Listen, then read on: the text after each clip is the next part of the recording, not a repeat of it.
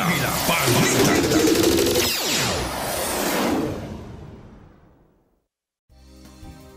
Kasama niyo pa rin kami sa Agila Balita, Washington, D.C. Mga musikero mula Quezon City, Philippines ay naglakbay papuntang New York City, USA.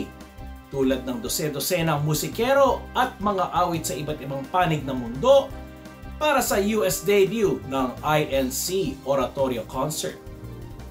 Ibabahagi sa atin ang kanilang karanasan kung paano sila nakarating sa puntong ito. Alamin natin ang mga detalye. Ako po si Pancho S. Pascual mula sa Novaliches, Quezon City. Trumpet player po ako. Sa totoo lang, ayokong mag-trumpet dahil yung uncle ko, tinuturuan niya ako ng trumpet. Pero nung umpisa tinuruan ako, ayoko dahil sabi ko sumasakit yung dibdib ko. Pero nung matuto kong tumugtog ng bahay kubo, ayun, doon na nagsimula yung nagkaroon ako ng interes sa pagtugtog. 2013, February, ibinigay po sa amin yung piyesa ng oratorio para po sa centennial na gaganapin sa Philippine Arena. Paglagyan ng kasiyahan.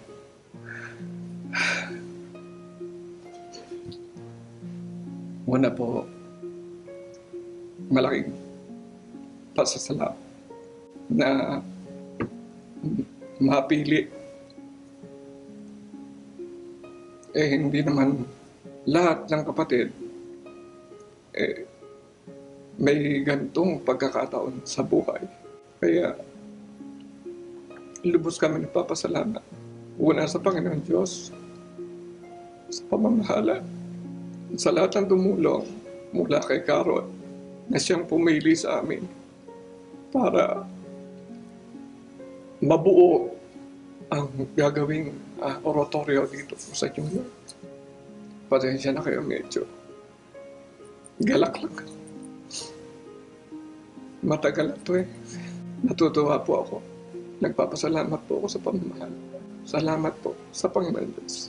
At ibibigay namin ang lahat ng aming makakaya sa kapurihan ng ating Ama.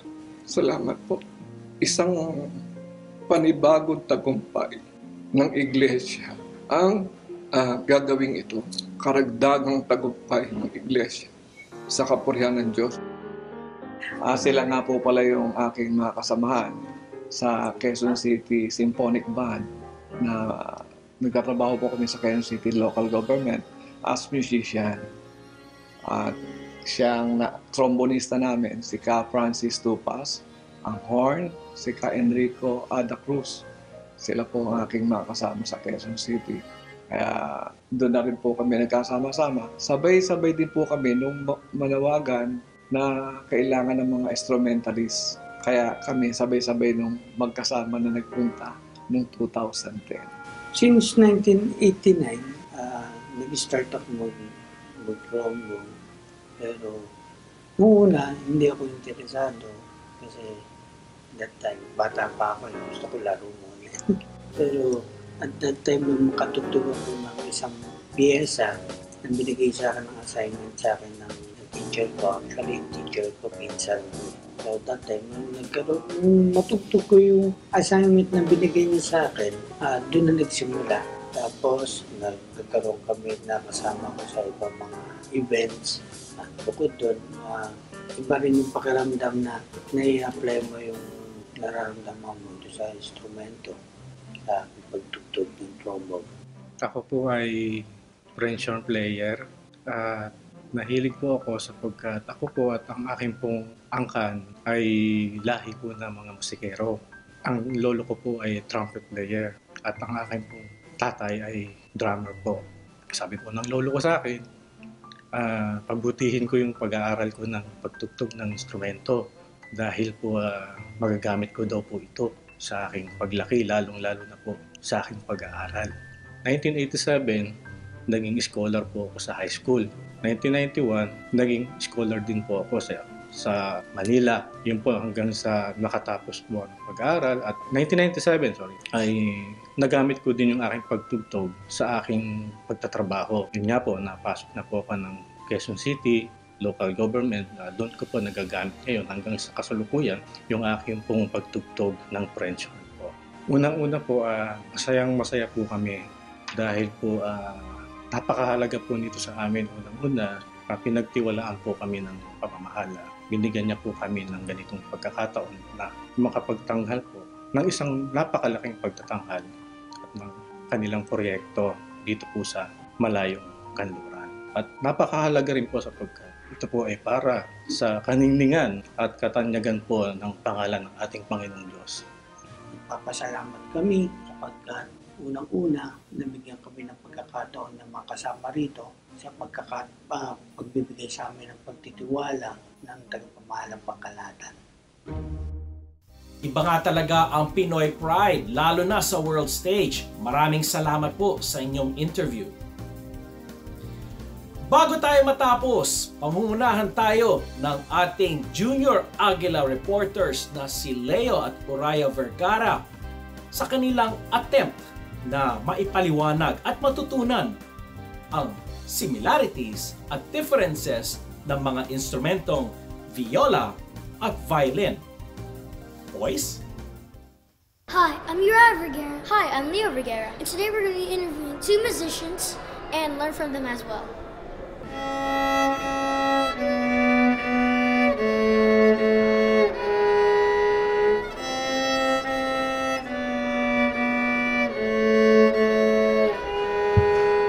What instruments do you have? I have the viola, which is basically a smaller cello. This is a violin, which is a smaller viola. The viola has a deeper sound than a violin because this one is very high pitched. And it pretty much has a different range of musical tones that it could make. So viola has a bigger size and thicker strings, a violin smaller and has thinner strings. This is the bow. It has a wooden part, and this is where they grab hair from the tail of a horse and they put it onto the bow. This is what you use to play the strings. Pretty cool. But make sure not to touch the hair with your fingers because it'll mess up the hair and you won't be able to use it anymore.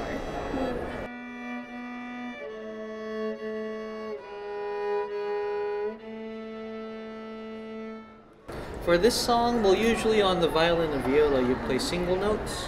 A chord is a bunch of notes played together.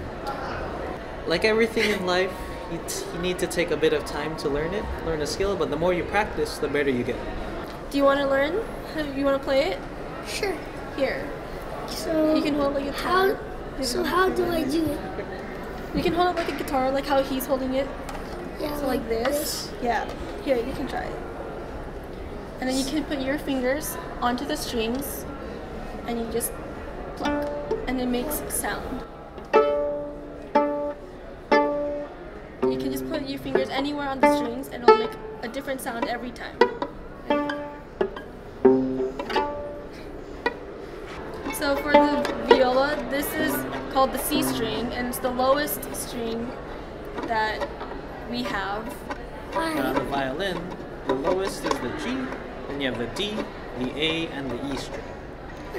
The E string's too high for me, that's why I never chose violin. Playing instrument is always fun, but it's definitely more fun to play instruments with other musicians. The more you practice and play it, then the better it gets. So at first it was really hard, and I didn't really like it because it was really hard for me to learn. But then the more I learned, it was more fun to play. It's really big. Oh, Other shoulder.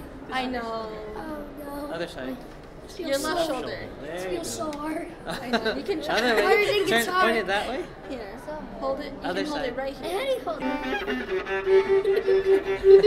You can play the other I strings. can't read. I know. It's too big. Thank you guys for the lesson tonight. I'm Uriah Vergara. And I'm Leo Vergara. I'm Janine. And I'm Xylo. And we are 1 with 25.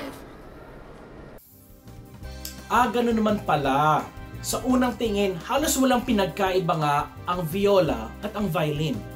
Pero sa pagtugtog, may kanya-kanyang dating. Salamat ulit sa ating mga junior reporter na si Leo at si Uraya. At yan ang kabuuan ng Agila Balita, Washington DC. Samahan muli kami sa susunod na Lunes para sa isa na namang malamang edisyon, puno ng mga balita, impormasyon, hatid ng aming mga bureau sa iba't ibang panig ng mundo.